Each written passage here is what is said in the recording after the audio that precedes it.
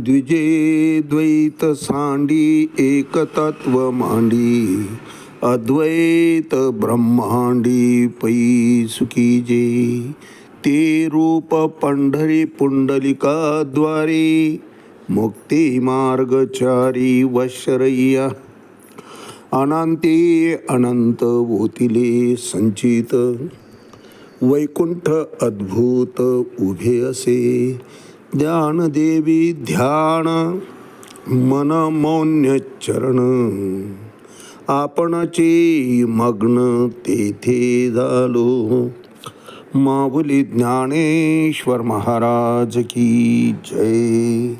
एक तरी ओवी अनुभवावी या ज्ञानयज्ञात आपण श्रीमद भगवद्गीता अध्याय 8 यातला श्लोक क्रमांक 16चं आजपासून चिंतन करणार आहोत. आणि या 16 क्रमांकाच्या श्लोकवर माऊलींनी ज्ञानेश्वरी 8व्या अध्यायामध्ये 152 क्रमांकाच्या ओवीने केलेलं भाष्य याचंही आज आपण चिंतन करणार आहोत. आ ब्रह्मभुवनात लोका पुनरावर्तिनो अर्जुन मामोपेतो तू कौंतय्य पुनर्जन्म न विद्यते. अर्थात भगवंत अर्जुनाला सांगताहेत की प्राकृत जगतातल्या अत्युच्च ब्रह्मलोकापासून ते सर्वात खालच्या लोकांपर्यंत सर्व लोक दुःखाची स्थानं आहेत. म्हणजे मृत्यूलोक दुःखाचं स्थान तर आहेच आहे. पाताळ लोक त्यापेक्षा दुःखाचं स्थान आहे. स्वर्गलोकामध्ये सुख मिळत असलं तरी ते सुद्धा क्षणिकच आहे. ज्या दिवशी पुण्याचा संचय संपेल त्या दिवशी पुन्हा या मृत्यूलोकामध्ये जीवाला यावंच लागतं. कायमस्वरूपी स्वर्गातलं सुद्धा रिझर्वेशन नाही किंवा जागा नाही. तुमच्याजवळ चलन आहे पुण्यरूपी, तोपर्यंत तुम्ही त्या ठिकाणी सगळे सुख भोगू शकतात. परंतु क्षणे पुण्यमर्त्य लोकम विशती ते तम भोक्त्वा स्वर्गलोकम विशालम क्षणे पुण्यमर्त्य लोकम विशंती. या मृत्यूलोकामध्ये त्यांना परत यावंच लागतं. किती पुण्यात्मा असू द्या महाराज, त्या ठिकाणी भोग भोगतोय सुखाचे म्हणजे पुण्याचा क्षय होतच असतो. जसं या मृत्यूलोके सुद्धा तोच नियम आहे. सुखरूपी दुःखरूपी फळं आपली कर्मफळं असतात. त्यानुसार त्या कर्माचा परिणाम सुख आणि दुःख रूपाने आपल्याला येत असतो.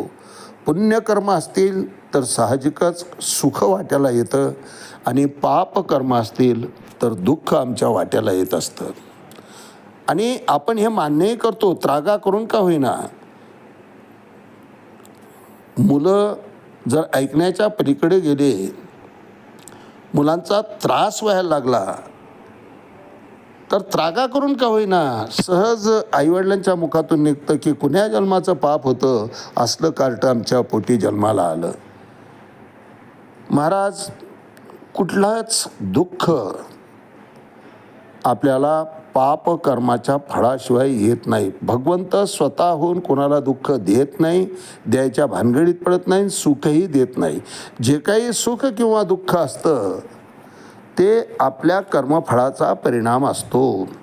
अगा कर्मे जे उरावे तैतीही सुखदुःखी फळावे. सुख आणि दुःख रूपानं ते फळं आपल्याला भोगावे लागतात, भोगावेच लागतात. मी भोगत नाही असं म्हणून उपयोग नाही. अर्थात ते भोगत असताना आम्हाला जे काही कर्म वाट्याला येतं फळाचा उपभोग घेताना, आता सुख वाट्याला आलं असेल की आम्ही सुखी जीवन जगतो, त्या जगण्यामध्ये पुन्हा कर्म करीत असताना नवीन कर्मफळ निर्माण होत असतात. ते होऊ नये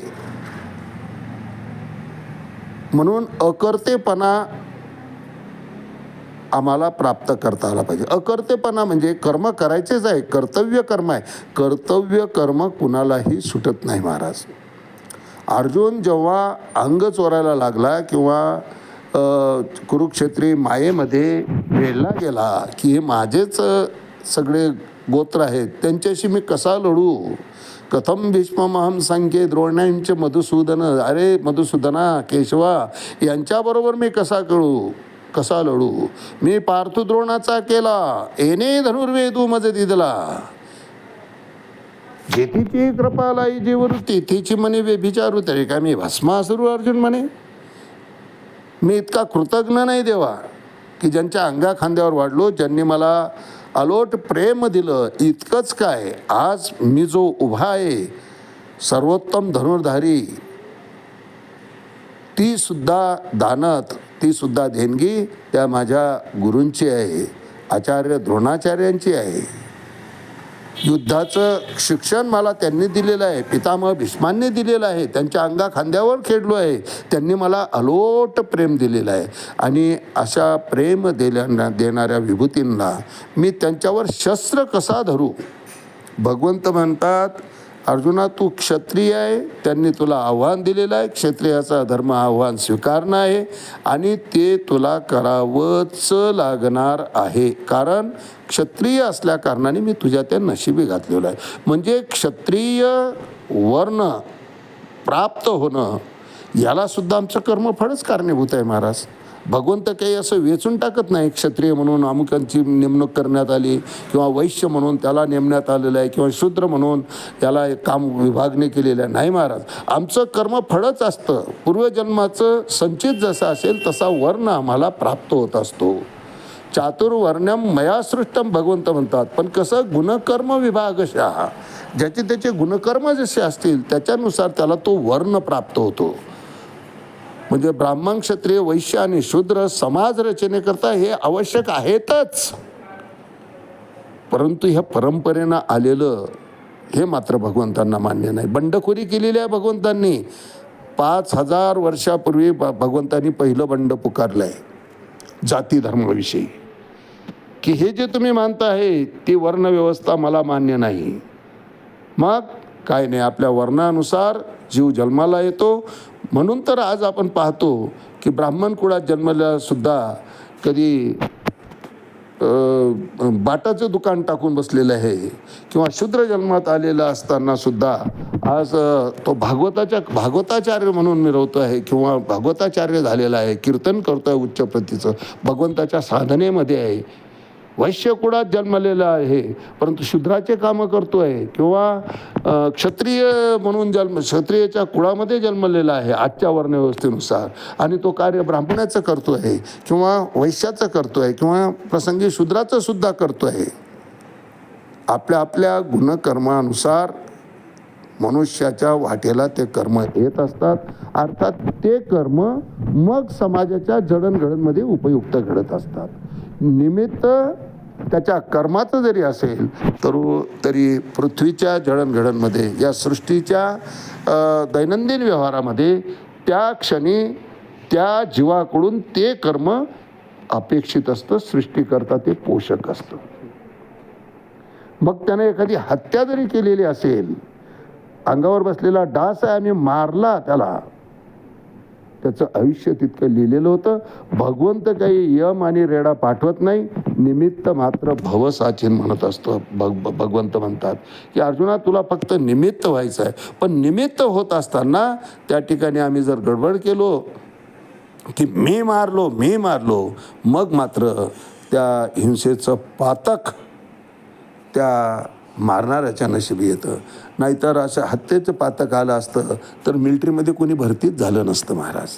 ते कर्तव्य कर्म आहे, त्याचं कर्तव्य कर्म बजावत असताना पाप पुण्याचा हिशोब नसतो. त्या ठिकाणी पाप पुण्य आडवं येत नाही. कर्तव्य कर्म करत असताना नेहमी पुण्यच मिळत असतं, नेहमी पुण्य त्याच्या वाट्याला येत असतं. पाप पुण्याचा हिशोब त्या ठिकाणी कधीच नसतो महाराज. पुण्य वाट्याला येतं म्हणजे ते कर्म त्याच्या नशिबी घातलेला आहे आणि तो कर्तव्य कर्म करतो आहे, म्हणजे कर्त्याच्या भूमिकेतून तो नामानिराळा आहे. युद्ध जिंकलं तरी भारतानं युद्ध जिंकलं असं आहे, मेजरनं युद्ध जिंकलं असं होत नाही. यश किंवा अपयश त्या सेनापतीच्या माथे कधी मारलं जात नाही. ते यश अपयश आत्ताच्या भाषेत देशाच्या नावानं, त्यावेळेस राजाच्या नावानं ते नोंद व्हायची. म्हणजे कर्तव्य कर्म करत असताना पाप पुण्याची बाधा होत नाही. आणि म्हणूनच कर्तव्य कर्म करत असताना कुठलाही लोभ त्या कर्त्याच्या ठिकाणी नसतो. त्या अर्थानं भगवंत म्हणतात की कर्मण्येवाधिकारस्ते मा फलेषु कदाचनम. त्या अर्थानं भगवंतानं त्या ठिकाणी म्हटलेलं आहे की अर्जुना, कर्तव्य कर्म करत असताना जर स्वार्थ नसेल, स्वार्थी वृत्ती नसेल, कर्त्याच्या भूमिकेमध्ये तुम्ही वागत नसाल, केवळ आपल्याला नियुक्त केलेलं आहे या सहज भावानं तुम्ही जेव्हा ते कर्म करतात, त्यावेळेस त्या कर्माचं पाप पुण्य त्या जीवाच्या संचितामध्ये संचयित होत नाही. म्हणजे कर्मफळही निर्माण होत नाही. आणि असं कर्मफळच जर निर्माण नाही झालं तर तो मोक्षाचा अधिकारी होतो. मोक्ष म्हणजे काय हो? मोक्ष म्हणजे काय? देहाच्या हिशोबानं नाही म्हटलेलं महाराज. त्यामुळे आत्यंतिक दुःखातून निवृत्ती आणि परमानंदाची प्राप्ती म्हणजे मोक्ष आहे. आणि तशा मोक्ष अवस्थेमध्ये आजसुद्धा कित्येक महात्मे जगतात महाराज. शरीर तर नाशिवंत आहे, मोक्ष मिळाला काय किंवा बद्ध झाला काय जीव, त्याला शरीराशी काही घेणं देणं नाही आहे. जीव हा स्वतंत्र आहे. मिळालेलं शरीर ठराविक काळानं त्याचा त्याग करावाच लागणार आहे. नसतील कर्मफळं, कर्तव्य कर्म म्हणून जर कर्म केलेले असतील, निष्काम भावनेनं कर्म केले असतील, तर मग मात्र पुन्हा शरीर धारण करण्याची आवश्यकताच पडत नाही. यावर भाष्य करताना माऊली ज्ञानेश्वरी 8वा अध्याय 152 क्रमांकाच्या वेळी म्हणतात, एरवी ब्रह्मपणाची वडसे न चुकतीची पुनरावृत्तीचे वडसे, परी निवटलियाचे जैसे पोट न दुखे. काय दृष्टांत देत आहेत बघा माऊली. कर्त्याच्या भूमिकेत आहे तोपर्यंत मी पुण्य केलं असं म्हणून ब्रह्मपदाची जरी प्राप्ती झाली तरी क्षिणे पुण्य मर्त्य लोक विशंती. त्याचं पुण्य संपलं की ब्रह्मपद सुद्धा जातं. इंद्रपद तर जातं पण ब्रह्मपद 100 सुरक्षितपणे यज्ञ केले यशस्वीपणे की इंद्रपद प्राप्त होत असतं महाराज. मग इंद्रपद असो ब्रह्मपद असो, क्षिणे पुण्य मर्त्य लोक, तो नियम त्यांना सुद्धा लागतो. ते पद त्याला राजाचं राज्य, देवांचं राज्यपद राजा इंद्र, त्याला सुद्धा ते पद सोडावं लागतं आणि पुन्हा या मृत्यूलोकी जन्माला यावं लागतं महाराज. एरवी ब्रह्मपणाची ये वडसे न चुकतीची पुनरावृत्तीचे वडसे. त्याला पुन्हा जन्माला यावंच लागतं क्षिणे पुण्य संपलं की.